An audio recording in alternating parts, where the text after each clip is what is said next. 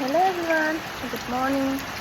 ৰাতিপুৱা শুই উঠি গা পা ধুই ধূপ ধূনা জ্বলাই পিনে আমি আহিছোঁ এতিয়া ভাতত লাগিম আৰু পিছে আমাৰ ফালে বহুত বৰষুণ দি আছে আপোনালোকৰ ফালে দিছে নাই বাৰু ৰ'ব মই দেখাইছোঁ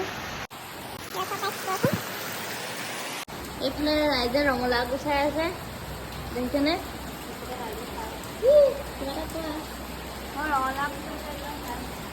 এয়া গাইছ বৰষুণৰ বতৰত মইনান্থে মটৰত বুলি কয় নহয়